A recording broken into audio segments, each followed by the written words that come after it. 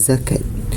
Zakat dari segi bahasa merupakan kata terbitan dari kalimah zakah yang bermaksud suci dan subur. Manakala dari segi syarak pula, zakat adalah mengeluarkan harta tertentu dengan kadar tertentu mengikut syarat-syarat tertentu untuk diagihkan kepada golongan tertentu. Hukum zakat adalah fardu ain ke atas setiap orang Islam yang memenuhi segala syarat-syarat wajib. Hikmah disyariatkan zakat. Zakat adalah salah satu daripada rukun Islam.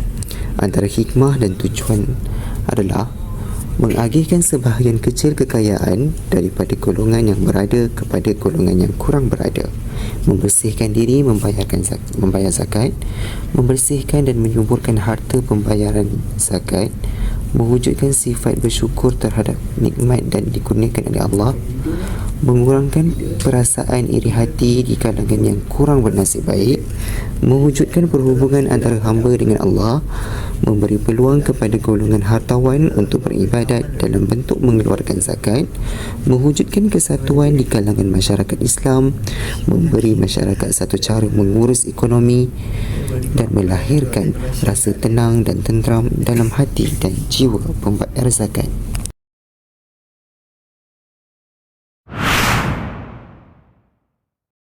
وأقيموا الصلاة وآتوا الزكاة وما تقدموا لأنفسكم من خير تجدوه عند الله إن الله بما تعملون بصير.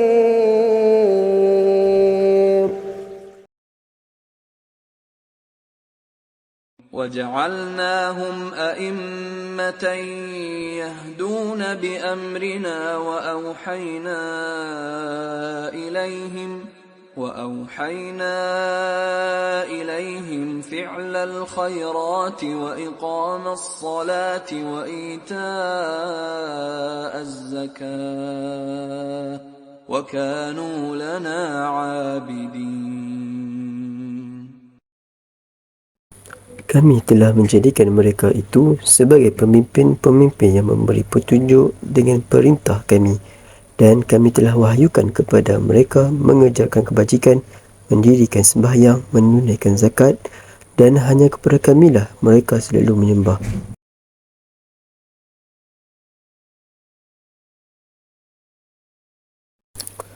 فرض رسول الله صلى الله عليه وسلم زكاة الفطر صاعا من تمر أو صاعا من شعير على العبد والحر والذكر والأنثى.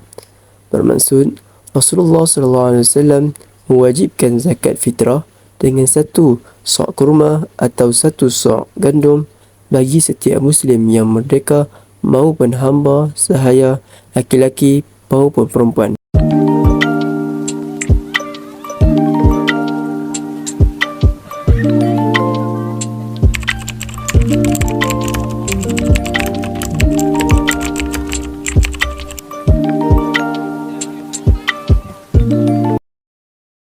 Di Malaysia, pentadbiran dan pengurusan zakat dikelola oleh Majlis Agama Islam di setiap negeri. Terdapat 14 buah institusi zakat mewakili 13 buah negeri dan 3 wilayah persekutuan. Pihak Majlis Agama Islam negeri bertanggungjawab dalam menentukan kelayakan penerima serta bentuk bantuan yang bersesuaian dengan latar belakang setiap penerima agar bantuan yang diberikan dapat dimanfaatkan sebaik mungkin. Institusi zakat sebagai perantara antara pembayar dan penerima zakat bagi memain peranan penting untuk mengutip dan mengagihkan zakat secara berkesan. Keberkesanan kutipan zakat dan pengagihannya bergantung kepada pengurusan oleh institusi zakat. Namun begitu, aspek pengagihan zakat merupakan satu aspek yang sangat penting kerana ia juga menunjukkan bagaimana dana zakat dapat memberi impak dan kesan kepada masyarakat dan negara dalam aspek pembasmian kemiskinan dan pembangunan ekonomi.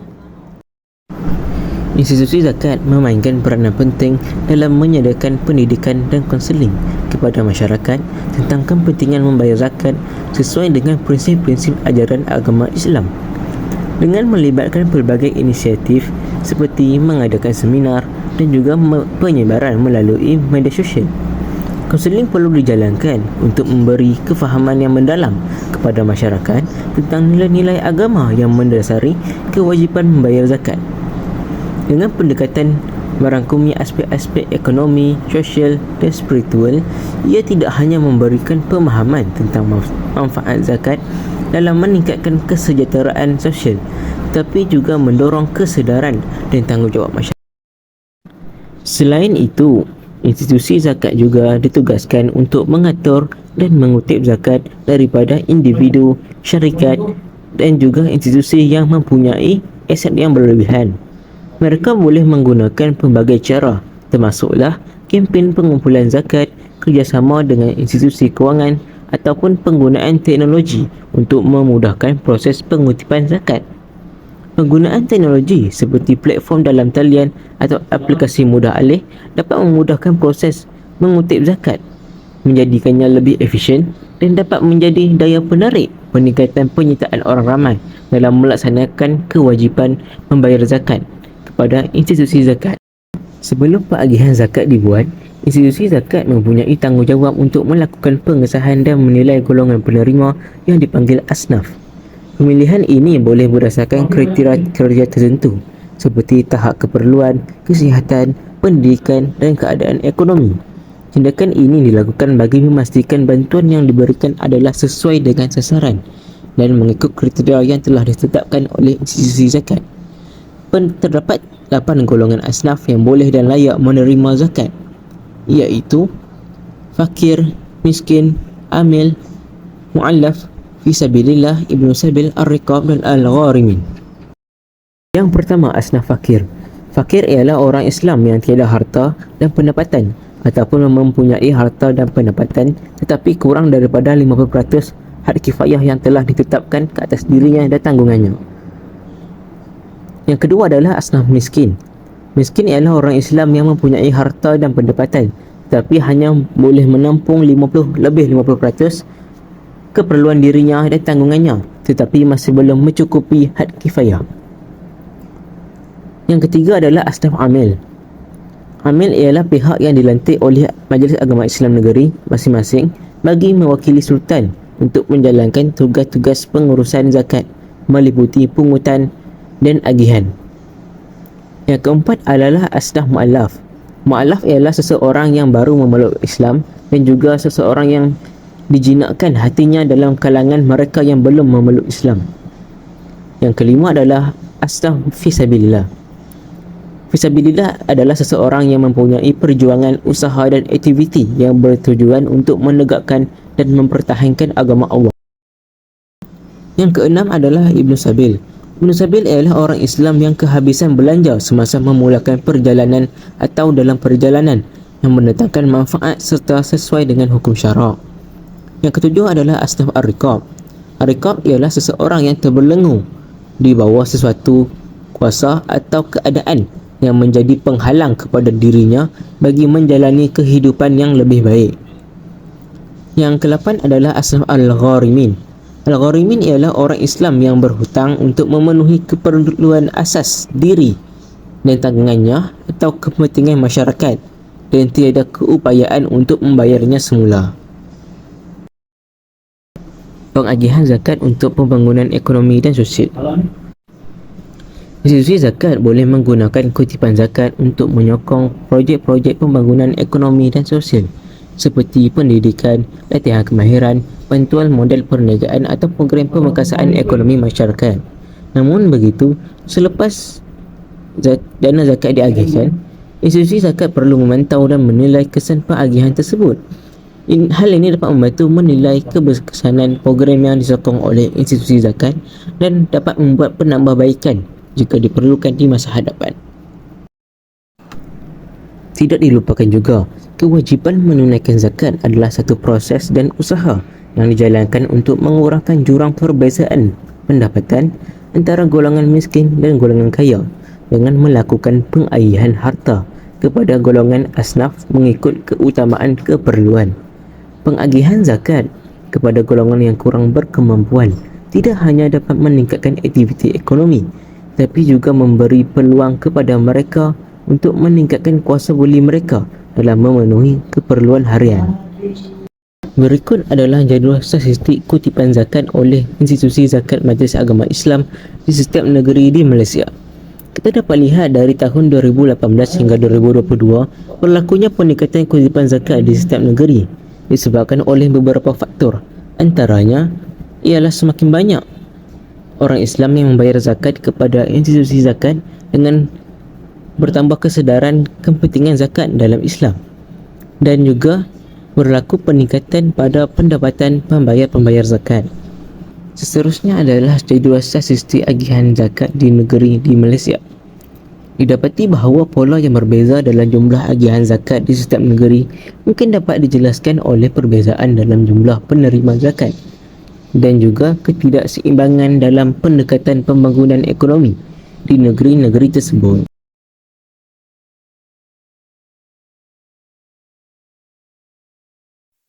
Assalamualaikum warahmatullahi wabarakatuh.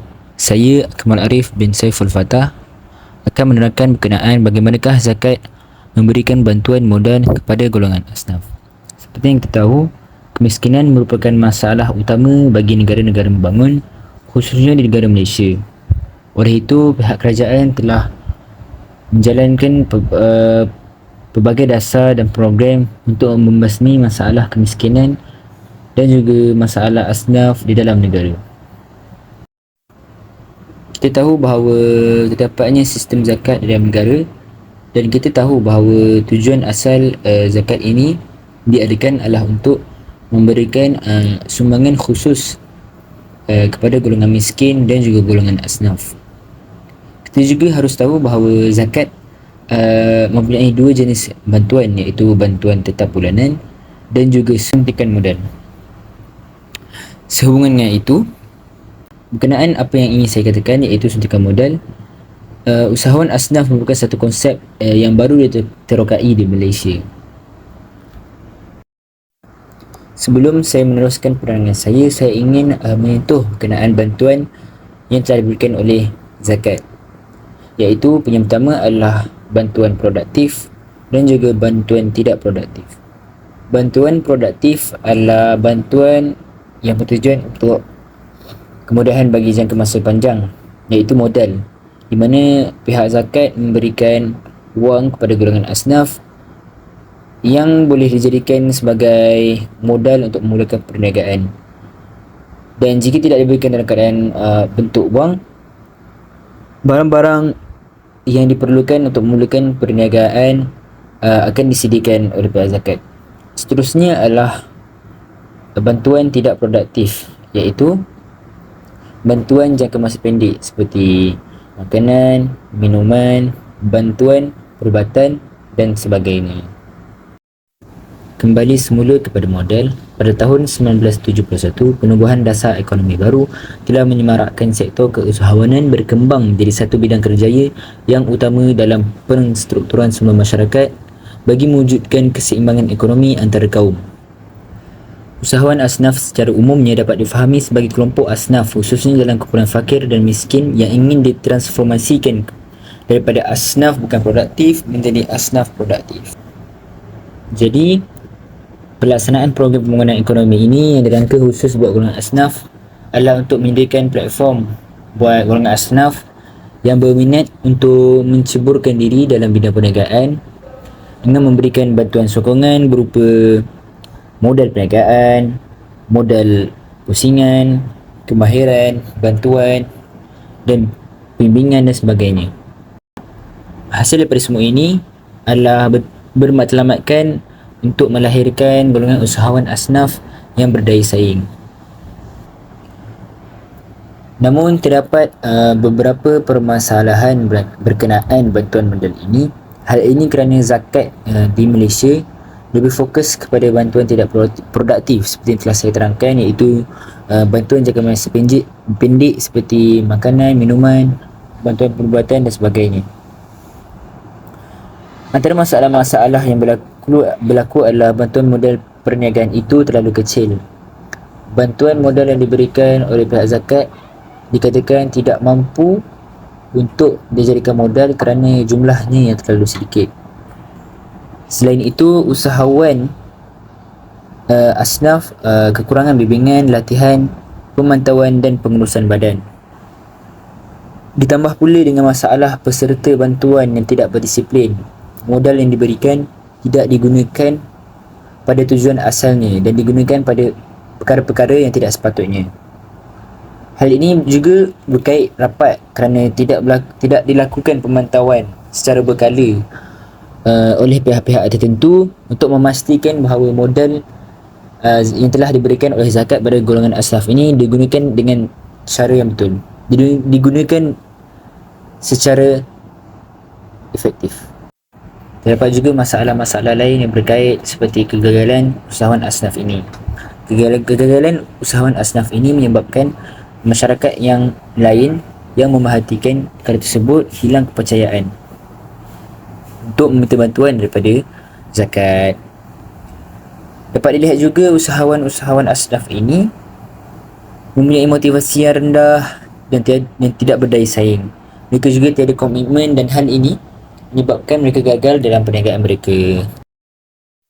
Bentuk bantuan modal perniagaan usahawan asnaf yang dijalankan di institusi zakat Malaysia adalah seperti mesin-mesin besar, seperti mesin pemprosesan, mesin jahit dan sebagainya. Termasuk juga bantuan kewangan, iaitu modal yang disediakan untuk usahawan asnaf dan juga bantuan kemahiran. Segala usaha ini adalah bagi membantu golongan asnaf untuk keluar daripada status asnaf dan juga berjaya menjadi pembayar zakat untuk masa hadapan.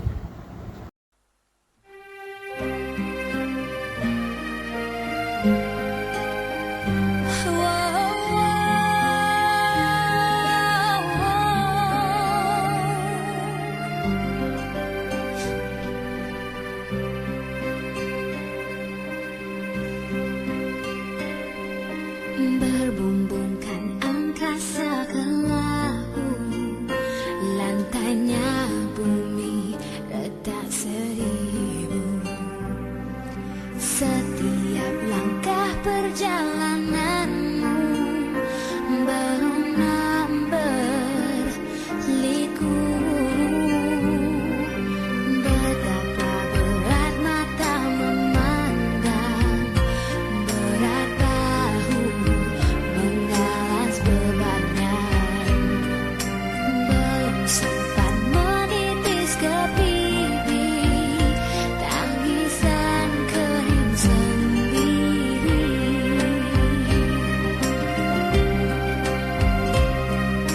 Berkali tersungkur, pandanganmu kabur. Namun azam meneruskan hidup tak pernah lentur. Engkaulah perwira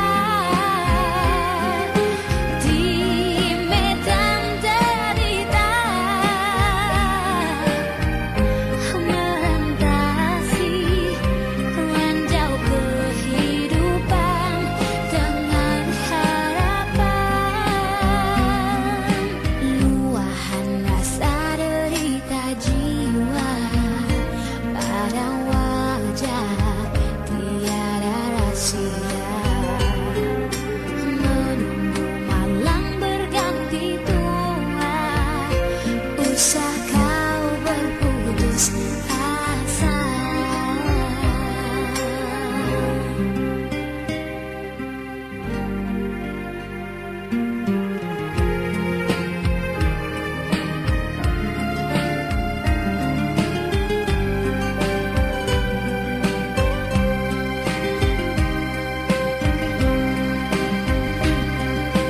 Berkali tersungkur, pandanganmu kabur. Namun azam meneruskan hidup.